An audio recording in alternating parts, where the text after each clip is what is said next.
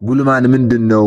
ለምን ይዘጋጃል? ለሚለውን ስንመለከት ጉልባን ከባቄላ ክክ ከስንዴ ወይም ደግሞ ከተፈተገ ገብስ ጋር አንድ ላይ ተቀቅሎ የሚዘጋጅና የጸሎተ ሐሙስ ዕለት የሚበላ ንፍሮ ነው። በጸሎተ ሐሙስ በቤት ውስጥ ከሚፈጸሙ ተግባራት መካከል አንዱ ይህንን ጉልባን ማዘጋጀት ነው። ታዲያ ይህ ጉልባን ማዘጋጀት ከየት ነው የመጣው ስንል ጉልባን እስራኤላውያን ከግብፅ ባርነት ሲወጡ በችኮላ መጓዛቸውን የምናስብበት ከእስራኤላውያን የመጣ ሃይማኖታዊ ትውፊት ወይም ደግሞ ስርዓት ነው። በሀገራችን ኢትዮጵያ አብዛኞቹ የትውፊት ክንዋኔዎች የብሉይ ኪዳን መነሻ ስላላቸው ይህ ስርዓት ዛሬም በኢትዮጵያ ምዕመናን ዘንድ ይከበራል ማለት ነው። ስለዚህ ይህ ትውፊት ከየት ነው የመጣው ስንል ከእስራኤላውያን የመጣ ትውፊት ነው። እስራኤላውያን ከግብፅ ባርነት ሲወጡ በችኮላ መጓዛቸውን የምናስብበት ነው። በተጨማሪም ደግሞ በዚህ በጉልባን የምናስበው ነገር አለ። ጉልባን እስራኤላውያን ከባርነት በወጡ ጊዜ አብኩተው ጋግረው መብላት አለመቻላቸውን ያስታውሰናል። በወቅቱ ታዲያ ያልቦካው ሊጥ እየጋገሩ ቂጣ እየተመገቡ ንፍሮ ቀቅለው ስንቅ ይዘው መጓዛቸውን ይህንን ነው የምናስበው። ይህ ደግሞ የመንገድ ተግባራቸው ነበረ፣ የእስራኤላውያን ማለት ነው። ታዲያ በዚህ በሰሙነ ሕማማት ወቅት ላይ በጸሎተ ሐሙስ ዕለት ይህ ጉልባንና ቂጣ ይዘጋጃል። ይህ ሲዘጋጅ ደግሞ በጸሎተ ሐሙስ ዕለት የሚዘጋጀው ጉልባንና ቂጣ ጨው ጨምር ተደርጎ ወይም ደግሞ በዛ ተደርጎ ነው የሚዘጋጀው። ለምንድን ነው በዛ ተደርጎ የሚዘጋጀው ስንል ውሃ እንዲያስጠማን ነው። ጨው ምግቦች ሁሉ ላይ ሲበዛ ውሃ ቶሎ ቶሎ ያስጠማልና ጨው ውሃ እንደሚያስጠማ ሁሉ ጌታችን መድኃኒታችን ኢየሱስ ክርስቶስም ታዲያ በዚህ በሰሙነ ሕማማት ወቅት ላይ ስለኔና ስለናንተ ሲል ብዙ መከራ ስቃዮችን ሲቀበል ውሃ መጠማቱን እንዲሁም መራቡን እንድናስብ በዚህ በጉልባን ላይ ጨው በዛ ተደርጎበት ይዘጋጃል ማለት ነው። አስተውሉ።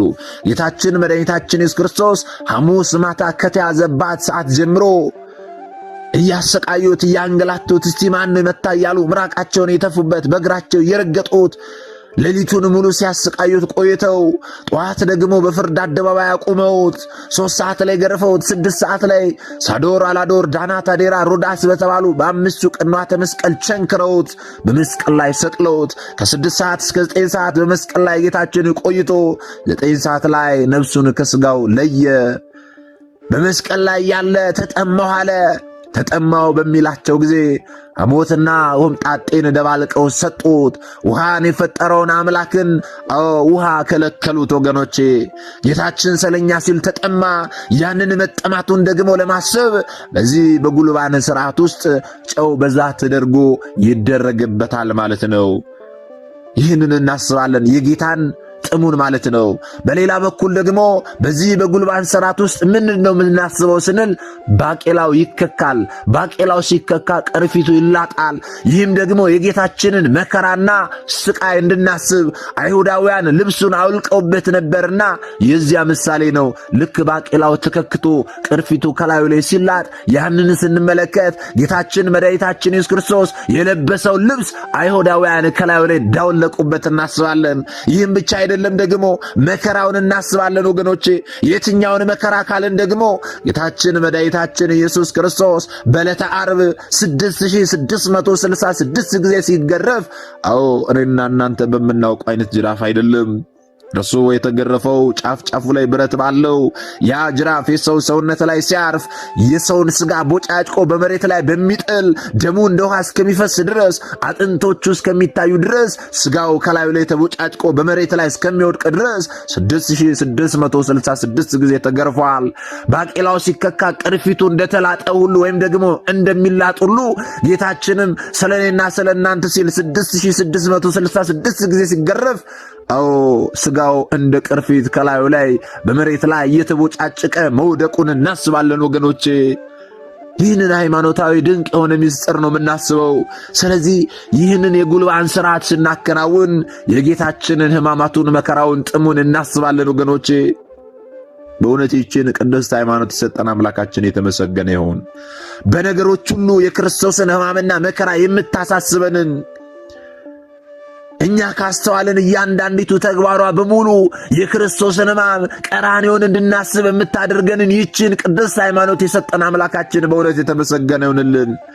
ታዲያ በሊቃውንቱ ትምህርት ጉልባን ከስንዴና ከባቄላ ይዘጋጃል። ልብ ብላችሁ አስተውሉ።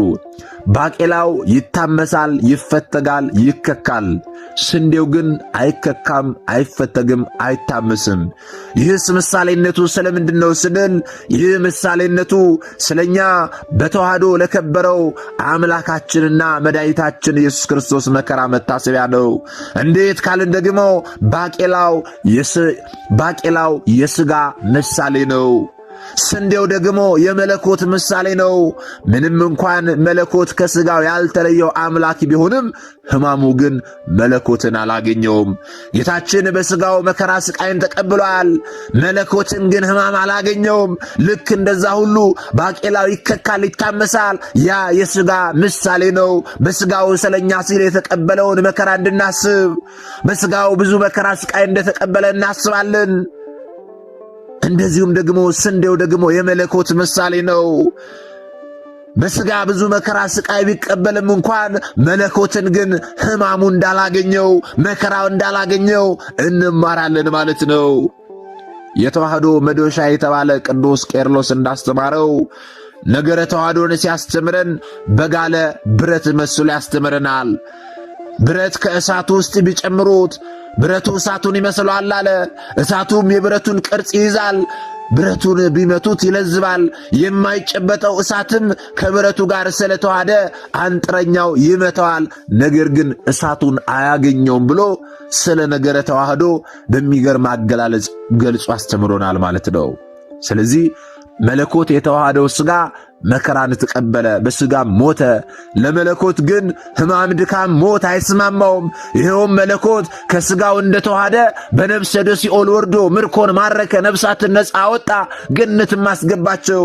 መለኮት የተዋሃደው ሥጋ ወደ መቃብር ቢወርድም በሦስተኛው ቀን በታላቅ ኃይል በሥልጣን ኢየሱስ ክርስቶስ ሞትን ድል አድርጎ ተነሳ ወገኖቼ። ስለዚህ ይህንን የጉልባን ሥርዓት በቤታችን በጸሎተ ሐሙስ ዕለት ስናከናውን ስናዘጋጅ የምናስበው የጌታችንን መከራና ስቃይ ነው። የምናስበው እስራኤላውያን ከግብፅ ባርነት ሲወጡ ያደርጉት የነበረውን ተግባር እናስባለን፣ እናስታውሳለን ማለት ነው። ይህም ትውፊት ደግሞ ከእስራኤላውያን የመጣ ትውፊት ነው ማለት ነው። ይህንን በደንብ ልታውቁ ያስፈልጋል። በነገሮች ሁሉ የእኛ ቅድስት ቤተ ክርስቲያን የጌታን ሕማምና መከራ ነው የምታስበው። ስለዚህ በዚህ በሰሙነ ሕማማት ሐሙስ የጉልባንን ሥርዓት ስታከናውኑ፣ በቤታችሁ ስታዘጋጁ ጨው በዛ ተደርጎበት እንደሚዘጋጅ ልታውቁ ያስፈልጋል። ጨው በዛ ልታደርጉ ያስፈልጋል። ባቄላው ተከክቶ ቅርፊቱ ሲላጥ ደግሞ የምን ምሳሌ እንደሆነ ልታውቁ ያስፈልጋል።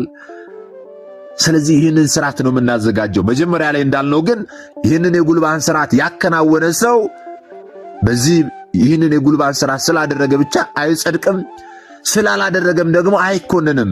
የምናስበው ሃይማኖታዊ ትውፊት እንዲሁም ደግሞ የምናስበው የጌታችንን መከራ ስለሆነ ብቻ ይህንን ሥርዓት እናከናውናለን ማለት ነው።